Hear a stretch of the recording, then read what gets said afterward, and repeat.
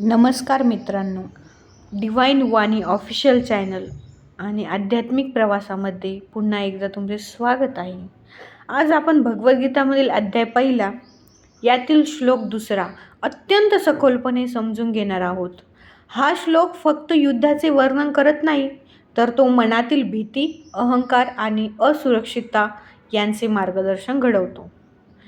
तर चला आपण आता जाणून घेऊयात श्लोक.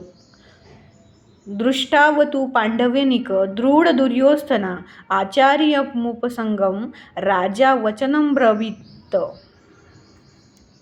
आता याचा अर्थ आपण समजून घेऊयात. अर्थ दृष्टवा मीन्स याचा अर्थ काय? दृष्टवा म्हणजे पाहून. पांडवनिकम म्हणजे कोण? पांडवांची सेना.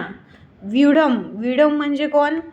व्यवस्थित रचना केलेली, म्हणजे त्यालाच म्हटलं जातं व्यूढम. दुर्योधन म्हणजेच कोण?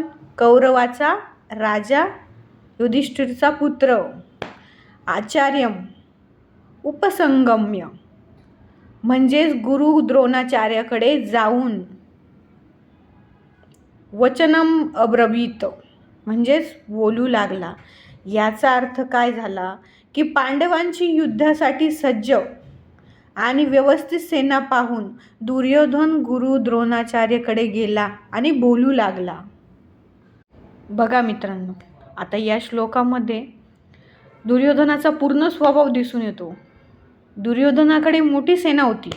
भीष्म, कर्ण, द्रोणाचार्य यांसारखे महान योद्धे ज्यांच्या बाजूला होते, तरी सुद्धा पांडवांची सेना पाहून त्यांच्या मनात भीती निर्माण झाली. का?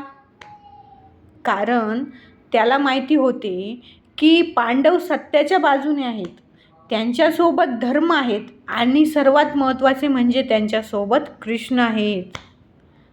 मनुष्य कितीही शक्तिशाली असला, पण जर तो अन्यायाच्या मार्गावर असेल तर त्याच्या मनात कायम भीती राहते. तसेच दुर्योधन बाहेरून आत्मविश्वास दाखवत होता, पण आतून तो अस्वस्थच होता. म्हणूनच तो थेट युद्धाला सुरुवात न करता आधी गुरु द्रोणाचार्याकडे गेला. इथे आणखी एक महत्त्वाची गोष्ट दिसते बघा. काय दिसते? दुर्योधनाने द्रोणाचार्यांना आचार्य म्हणून संबोधले, कारण त्याला माहीत होते की गुरूंचा आदर केल्याशिवाय सेना पूर्ण त्यांच्या बाजूने उभी राहणार नाही. पण त्यांच्या शब्दामध्ये आदरापेक्षा राजकारण जास्त होते.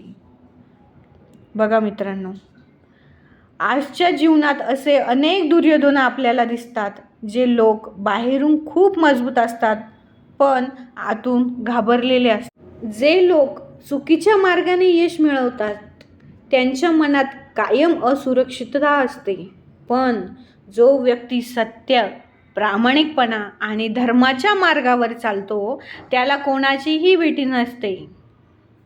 भीती वाटत सुद्धा नाही. हा श्लोक आपल्याला शिकवतो की धर्माची ताकद ही कोणत्याही सेनापेक्षा मोठी असते. आपल्या जीवनातही अनेक संघर्ष असतात बघा. कधी ऑफिसमध्ये, कधी नात्यांमध्ये, कधी स्वतःच्या मनामध्ये. त्यावेळी आपण कोणत्या बाजूने उभे राहतो हे खूप महत्त्वाचे आहे.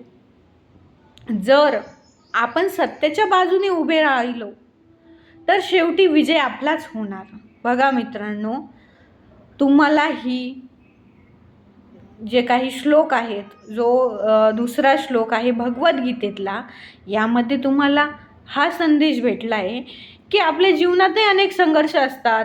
कधी ऑफिसमध्ये सांगितलं मी, कधी ऑफिसमध्ये, तर कधी नात्यांमध्ये, कधी स्वतःमध्ये. त्याच्यामुळं आपण स्वतःच्या बाजूने खंबीरपणे आणि प्रामाणिकपणे उभं राहायचं. आणि असंच तुम्हाला आवडलं असेल व्हिडिओ तर लाईक करा, कमेंट्स करा आणि शेअर करा.